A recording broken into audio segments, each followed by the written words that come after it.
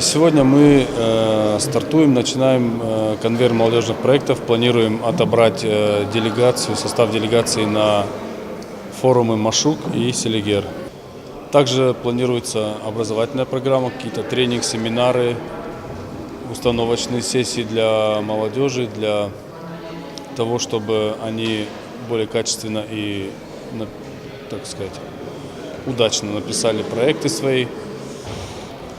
Возможно, будут какие-то новшества. Говорят, что меняется концепция форума Машук 2014, поэтому желательно, чтобы молодые люди и девушки пришли, чтобы узнать, что будет там, как будет, и для того, чтобы их было проще находиться на форуме и, в принципе, защищать свои проекты.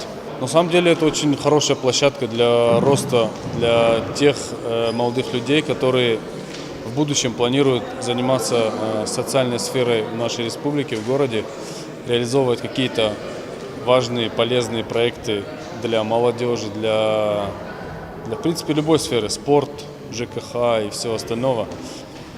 Если есть желание, как бы какое-то внутри сидит, какое-то чувство патриотизма играет, то рекомендуется.